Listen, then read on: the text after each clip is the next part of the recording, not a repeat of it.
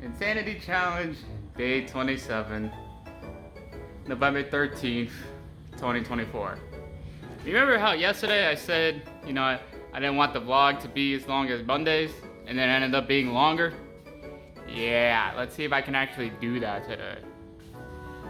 As for the workout today, how do people push past when their whole body's burning?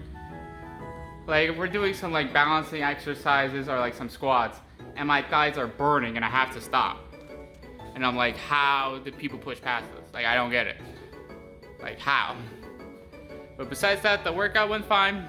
Just a lot of times I had to stop because my like legs or thighs were burning, and I don't know how people push past it. But alright, it's time for the third season of Beyblade, Metal Fury or Metal 4D in Japan. This series is interesting because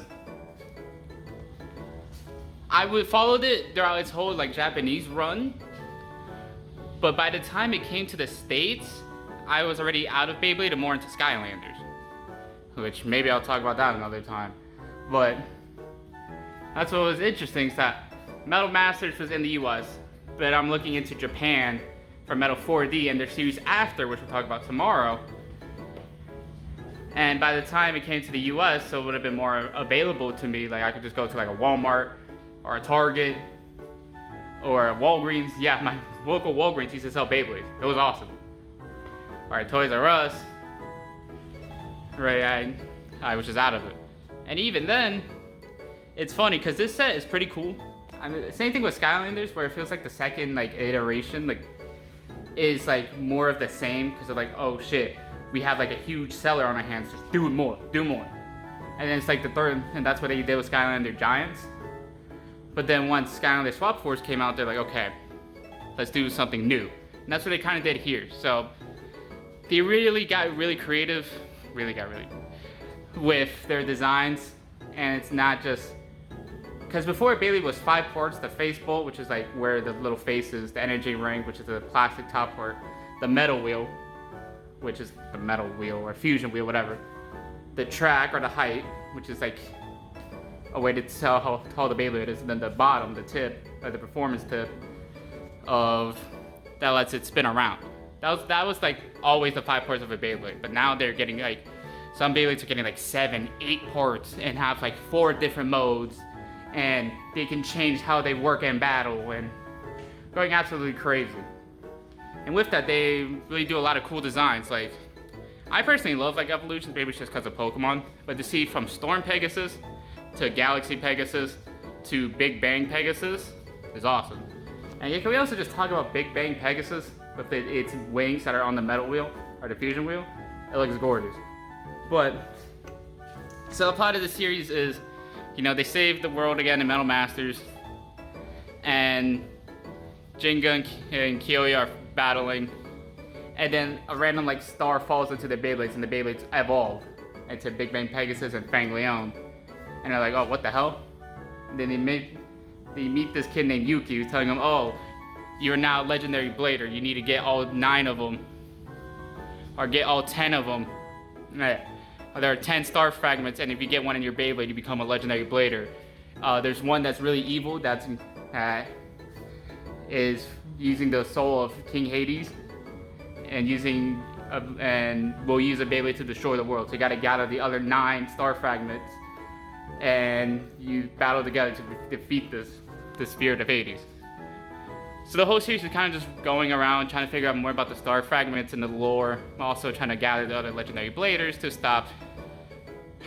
I just completely drank Rago. You can stop Rago in his Beyblade Diablo Nemesis, which is like a culmination of every Beyblade. Right. What's cool about this is they give certain Beyblades upgrades.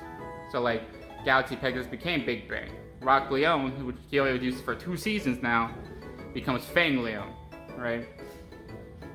And then of course new Beyblades, new designs.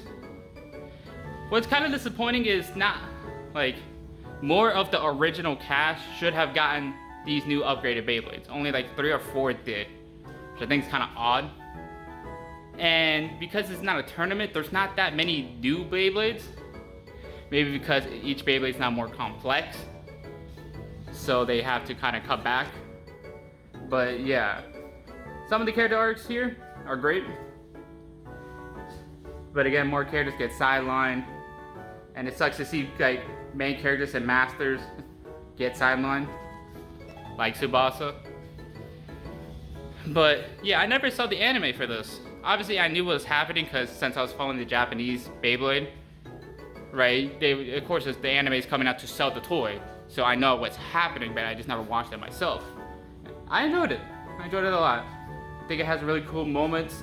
Like, the ending is really good. Of all the cool moments, the story build-ups and endings, really cool. I just wish maybe more old Beyblades got revamped, but it's also cool to get new stuff. Now, I will say, it is actually kind of a good thing I got out of Beyblade before the series got to the States. Because I didn't know this until I got back into it in 2020. And I'll talk about that after this. So, you know how I was saying these new Beyblades have like 7, 8 parts and like 4 different modes and all of this? They didn't do that when they brought it over to the States. It was just the standard 5 parts. So it's like, what? Why? I know I would be pissed as a kid. And it took them to like a year later when they did like a reprint to actually give them these proper forms and how the Japanese ones were, which is really an odd decision and unfortunate, but hey, I wasn't into it when this happened, so it didn't matter to me. So like I was saying yesterday, the only Metal 4D or Metal Fury Beyblade I have is Phantom Orion, which I think this Beyblade's crazy because they were advertising it as being able to spin for 7 minutes. It does spin for a long time, like by itself. I don't know if I ever got 7 minutes, but by itself it does spin for like a while. And then once I got back into Beyblade like 2020 or 2021, I did buy some replicas because, of course, it's been like 10 plus years. They don't make them anymore. And the fact that if I wanted like legitimate ones, they're like $100, $200. So I just bought replicas. And to be honest, I didn't even know they were replicas because that's how good quality they were. And back in my day, it just needed the Japanese logo, the Karatomi, or the American logo Hasbro, and it'd be like, yeah, it's real. And this one did, and the replicas did. But from my understanding, any tournaments that use the Metal Saga allow these replicas.